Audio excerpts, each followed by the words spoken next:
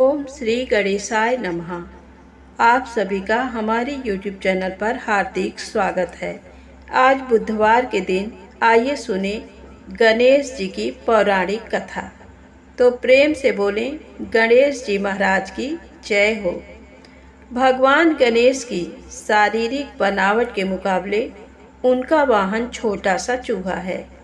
गणेश जी ने आखिर छोटे से जीव को ही अपना वाहन क्यों चुना, आइए जानते हैं कहानी के माध्यम से। गजमुखासुर नामक दैत्य ने अपने बाहुबल से देवताओं को बहुत परेशान कर दिया। सभी देवता एकत्रित होकर भगवान गणेश के पास पहुँचे। तब भगवान श्री गणेश ने उन्हें गजमुखासुर से मुक्ति दिलाने का भरोसा दिलाया। तब श्री गणेश का गजमुखासुर दैत्य से भयंकर युद्ध हुआ। युद्ध में श्री गणेश का एक दांत टूट गया।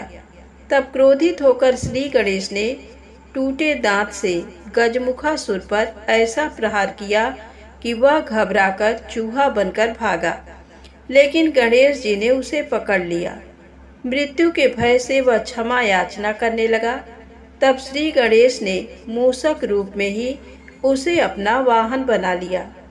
श्री गणेश का एक दांत गजमुखासुर से युद्ध करते समय टूट गया और एक दंत कहलाए। एक बार की बात है, राजा इंद्र के दरबार में क्रौंच नामक गंधर्व था। देवराज इंद्र किसी गंभीर विषय पर चर्चा कर रहे थे, लेकिन क्रौंच किसी और ही मूड में था। वह अप्सराओं से हंसी ठिठोली कर रहा था। इंद्र का ध्यान उस पर गया तो नाराज इंद्र ने उसे चूहा बन जाने का साथ दे दिया। क्रौंच का चंचल स्वभाव तो बदलने से रहा। एक बलवान मूषक के रूप में वह सीधे पराशर ऋषि के आश्रम में आ गिरा। आते ही उसने भयंकर उत्पात मचा दिया। आश्रम के सारे मिट्टी के पात्र तोड़कर सारा अन्न समाप्त कर दिया। आश्रम की वाटिका उजाड़ डाली। ऋषियों के समस्त वल्कल वस्त्र और ग्रंथ कुतर दिए। आश्रम की सभी उपयोगी वस्तुएं नष्ट हो जाने के कारण पराशर ऋषि बहुत दुखी हुए और अपने पूर्व जन्म के कर्मों को कोसने लगे कि किस अपकर्म के फलस्वरूप मेरे आश्रम की शांति भंग हो गई है। अब इस चूहे के आतंक से कैसे निजात मिले। पराशर ऋषि श्री गणेश की शरण में गए। तब गणेश जी ने पराशर जी को कहा कि मैं अभी इस मूषक को अपना वाहन बना लेता हूँ। गणेश जी ने अपना तेजस्वी पास फेंका। पास उस मूषक का पीछा करता पाताल तक गया और उसका कंठ बांध लिया और उसे घसीट कर बाहर निकाल गजानन के सम्मुख उपस्थित कर दिया। पास की पकड़ से मूषक मूर्छित हो गया। मूर्छा खुलते ही मूषक ने गणेश जी की आराधना शुरू कर दी और अपने प्राणों की भीख मांगने लगा। गणेश जी मूषक की स्तुति से प्रसन्न तो हुए, लेकिन उससे कहा कि तूने ब्राह्मणों को बहुत कष्ट दिया है।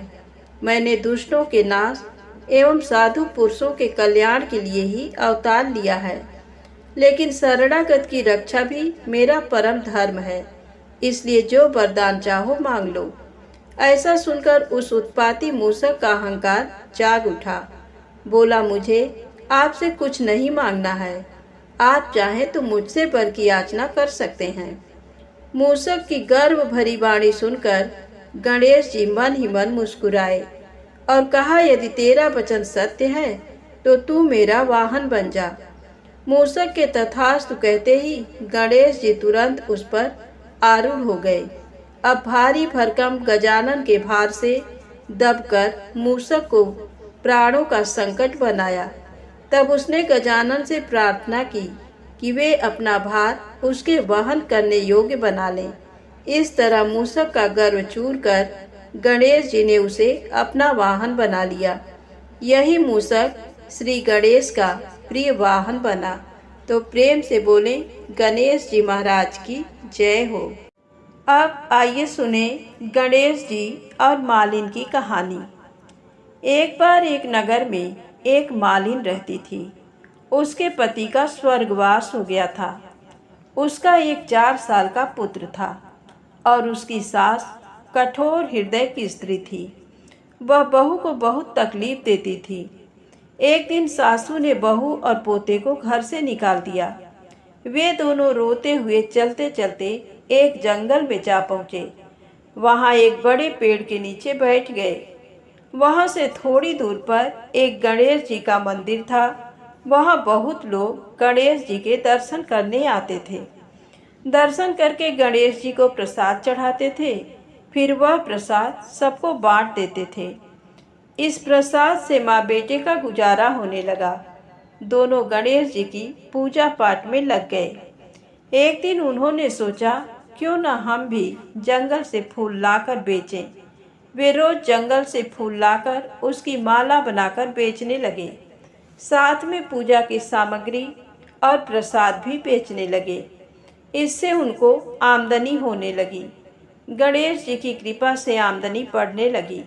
जल्दी ही उन्होंने एक मकान और एक दुकान बना लिया। एक राजा की लड़की मंदिर में रोज पूजा करने आती थी। मालिन के बेटे को देखकर राजकुमारी उस पर मोहित हो गई और उससे विवाह करने की सोचने लगी। उसने अपनी भाभी से अपने मन की बात कही। भाभी अनुभवी थी। उसने कहा, ये तो मालिन का बेटा है और तुम एक राजा की बेटी हो। यदि तुमने उससे विवाह किया तो तुम्हारी बहुत बेइज्जती होगी। पर राजकुमारी अपनी बात पर अड़ी रही। उसने कहा, मैंने तो प्रतिज्ञा कर ली है कि उसी से विवाह करूंगी। भाभी ने घर जाकर सारी बात राजा को बता दी। राजा ने मना नहीं किया और विवाह के लिए तैयार हो गए।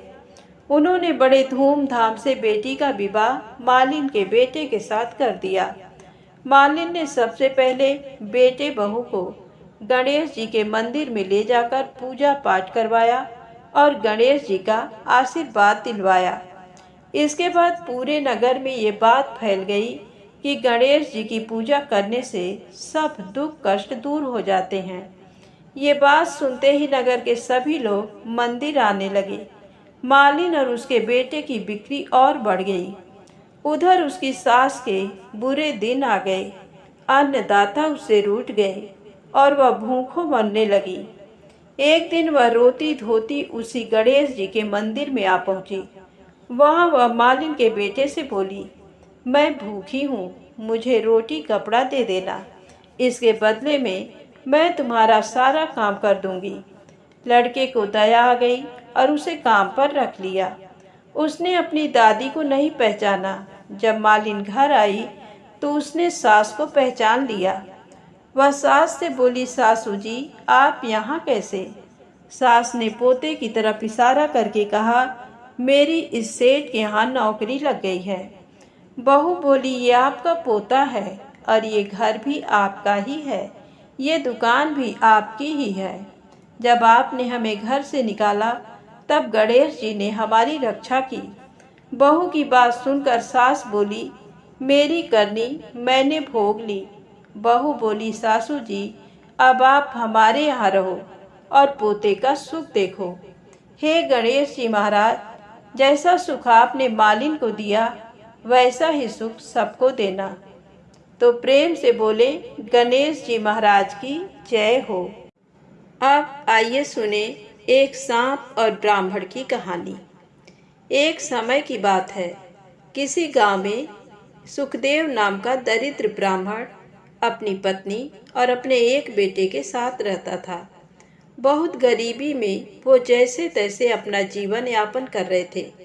सुखदेव भगवान शिव को बहुत मानता था और मन ही मन हमेशा उनका नाम जपता रहता। तो वहीं ब्राह्मण की पत्नी बहुत ही ज्यादा धूर्त और लालची थी। वो हमेशा किसी न किसी बात को लेकर अपने पति से झगड़ती रहती। ब्राह्मण की पत्नी ने ब्राह्मण से कहा कि इस गांव में तो हमें कोई भिक्षा भी नहीं देता, आप दूसरे गांव में जाकर भिक्षा ही क्यों नहीं मांगते? इस तरह दरिद्रता में हम कब तक जिएंगे? ब्राह्मण ने उत्तर दिया कि मैं अपनी तरफ से कोशिश तो करता ही हूँ। अब अगर मेरी किस्मत में ही सुख नहीं है तो मैं क्या करूँ? ब्राह्मण की पत्नी बोली, आपकी बातें खाली बड़ी बड़ी निकलती हैं, करने के नाम पर कुछ नहीं। घर में बैठकर क्या करेंगे? जाओ बाहर और कुछ कमा कर लाओ। रोज रोज ब्राह्मणी के झगड़े और तानों से तंग आकर एक दिन वो अपना पोथी पतरा उठाकर घर से दूसरे गांव चला गया। उस गांव में जाकर भागवत कथा सुनाने का प्रयास किया, लेकिन कोई उससे कथा सुनने को तैयार नहीं था। ऐसे में दुखी होकर वो वापस अपने गांव लौटने लगा। रास्ते में एक पीपल के पेड़ के नीचे जाकर विश्राम करने लगा। उस विशाल पीपल के पेड़ की जड़ में एक काला नाग रहता था। ब्राह्मण मन ही मन सोचता है, हे भोलेनाथ, ये आपकी कैसी माया है। मैं आपकी कथा सुनाकर अपना घर संसार चलाना चाहता हूँ, लेकिन मुझसे तो कोई कथा सुनने को भी तैयार नहीं है। मैं क्या करूँ प्रभु? अब तो आप ही मुझे कोई रास्ता दिखाओ। हे प्रभु, मैं यहीं इस पीपल वृक्ष के नीचे बैठकर कथा कहता हूँ और आप ही मेरी कथा को सुनो, क्योंकि और तो कोई मेरी कथा सुनता नहीं है। ये सोचकर ब्राह्मण वहीं अपना पोथी पत्रा निकालता है और विधि पूर्वक कथा कहना प्रारंभ करता है। ऐसे में पेड़ की जड़ में बैठा वो नाग कथा सुनने लगता है। पूरी कथा को वो बहुत ध्यान से सुनता है। जब कथा समाप्त होती है तो बाहर आकर ब्राह्मण को एक सोने का सिक्का दक्षिणा में देता है और फिर कहता है, नाग ब्राह्मण से कहता है कि तुम रोज यहाँ आकर कथा कहा करो, तुम्हें और कहीं जाने की जरूरत नहीं है। मैं तुम्हें रोज एक सोने का सिक्का दक्षिणा में दूंगा, लेकिन ये बात तुम किसी और से मत कहना। ब्राह्मण उसकी बात मान लेता है। नाग के जाने के बाद वो भगवान शिव को धन्यवाद देते हुए कहता है कि प्रभु, आपने तो मेरी जिंदगी ही बदल दी। मैंने आपसे थोड़ा मांगा, आपने तो मेरी झोली भर दी। आपकी महिमा अपरंपार है प्रभु।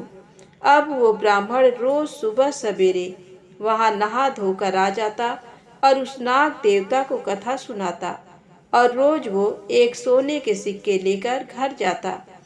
बहुत जल्द ही वो दरिद्र से अमीर बन गया। अब उसके पास किसी चीज की कोई कमी नहीं थी। पूरे गांव के लोग उसकी प्रगति को देखकर आश्चर्यचकित थे। लोगों के मन में तरह तरह के सवाल पैदा हो रहे थे। बहुत लोगों के दिमाग में तो ये भी चल रहा था कि जरूर ये ब्राह्मण कोई गलत काम कर रहा है, जिसकी वजह से वो इतनी जल्दी इतना धनवान हो गया है। अब लोग ब्राह्मण की पत्नी से सवाल करने लगे। पड़ोसन ने पूछा कि तुम्हारे पति के पास इतना धन कहाँ से आ गया है? आखिर ऐसा कौन सा काम करने लगा है वो? ब्राह्मण की पत्नी बोली, वो दूसरे जगहों पर जाकर कथा सुनाते हैं, उसी से उन्हें जो धन मिलता है वो ले आते हैं। पड़ोसन ने आश्चर्य से कहा, कथा सुनाने के लिए इतना धन भला कौन देता है? अब तो उसकी पत्नी के मन में भी कई सवाल उठने लगे। तो वो पति से पूछने लगी कि इतना धन आपको कौन देता है? लेकिन ब्राह्मण से तो नाग देवता ने किसी को कुछ बताने से मना किया था, इसलिए वो कुछ नहीं बताता। लेकिन उसकी पत्नी तो उसके पीछे ही पड़ गई। वो हर जिद करने लगी जिससे ब्राह्मण सोने के सिक्के के बारे में उसे बता दे कि वो कहाँ से लाता है। ऐसे में एक दिन ब्राह्मण विवश हो गया और उसने धीरे से पत्नी को नाग के बारे में सब बता दिया। अब तो उसकी पत्नी के मन में काफी ज्यादा लालच आ गया। उसने सोचा कि जरूर उस पीपल के पेड़ के नीचे कोई खजाना है, जहाँ से वह नाग सोने की मोहरें लाकर देता है। अगर उस नाग को मार दिया जाए तो पूरा खजाना मिल सकता है। इसलिए ब्राह्मणी ने अपने पति को खाने में नशे की दवा मिला दी, जिससे सुबह को उसकी नींद ही नहीं खुली और उसने अपने जवान बेटे को उठाकर कहा। ब्राह्मण की पत्नी अपने बेटे से कहती है, सुनो बेटा, वहाँ पीपल के पेड़ के नीचे रोज तुम्हारे पिता कथा कहते हैं, जिसे सुनने के बाद एक नाग सांप आकर उन्हें सोने का सिक्का देता है। उस पीपल के पेड़ की जड़ में जरूर कोई खजाना दबा हुआ है। तुम आज वहां जाकर कथा कहो और जब कथा समाप्त होने पर वो सर्प तुम्हें सिक्का देने आए तो उसे मारकर उस पेड़ के नीचे से पूरा खजाना निकाल कर ले आना। बेटे को भी लालच आ गया और वो पोथी पत्रा लेकर उस पीपल के पेड़ के नीचे जा पहुंचा और जाकर कथा कही। जब नाग देवता सिक्का लेकर उसे देने आए तो उसने नाग पर फावड़े से प्रहार कर दिया, जिससे नाग का पूंछ कट गया और वो किसी तरह बचकर वहां से निकल गया। जैसे ही ब्राह्मण के बेटे ने पेड़ के नीचे खोदना शुरू किया तो नाग ने पीछे से उस ब्राह्मण के बेटे को डस लिया, जिससे उसकी मृत्यु हो गई। उधर जब ब्राह्मण का नशा टूटा तो उसने देखा कि उसका पोथी पत्रा वहां नहीं है। उसे समझ में आ गया कि कुछ तो गलत हुआ है। वो जल्दी जल्दी से पीपल के पेड़ के पास गया तो अपने बेटे को मृत देखकर दुखी हो गया। अब उसे सारी बात समझ आ गई थी। उसने अपने बेटे के मृत शरीर का अंतिम संस्कार किया। उसके बाद उसने अपनी पत्नी से कहा, ब्राह्मण ने अपनी पत्नी से कहा, मुझसे बहुत बड़ी भूल हो गई कि मैंने नाग देवता के मना करने के बावजूद तुमसे ये बात बताई। आज तुम्हारे लालच की वजह से हमारे पुत्र को हमने खो दिया। लेकिन उसकी पत्नी को उसकी बात का कोई असर नहीं हुआ। दूसरे दिन उसकी पत्नी ने उससे कहा कि आप जाकर उस नाग देवता को कथा सुनाइए, कम से कम घर का खर्च तो चलता रहे। पत्नी की बात से विवश होकर वो अपना पोथी पत्रा लेकर फिर उस पीपल के पेड़ के नीचे गया और कथा कही। कथा समाप्त होने पर वो नाग बाहर आया और उसने ब्राह्मण से कहा। नाग ने ब्राह्मण से क्रोधपूर्वक कहा, तुम यहाँ से चले जाओ ब्राह्मण। तुम पुत्र के मृत्यु से दुखी हो तो मैं अपने पूंछ को खोने से दुखी हूँ। मैंने तुम्हें पहले ही मना किया था कि ये बात तुम किसी को मत बताना, लेकिन तुमने मेरे साथ विश्वासघात किया। मैं तुम्हें श्राप देता हूँ कि जो संपत्ति तुमने मेरे द्वारा अर्जित की है वो सारी नष्ट हो जाएगी। नाग के श्राप से कुछ दिनों में ब्राह्मण फिर से दरिद्र हो गया। उसने अपनी पत्नी से कहा, आज तुम्हारी लालच की वजह से हम फिर से दरिद्र हो गए हैं। अब उसकी पत्नी को भी अपने किए पर काफी पश्चाताप हुआ, लेकिन होनी को कौन टाल सकता है और बीता हुआ समय वापस नहीं आता है। तो प्रेम से बोले राधे राधे, जय श्री कृष्णा। यदि आपको कहानी अच्छी लगी हो तो प्लीज़ लाइक अवश्य करें, चैनल को सब्सक्राइब करें, शेयर करें। जय माता दी, जय भोलेनाथ।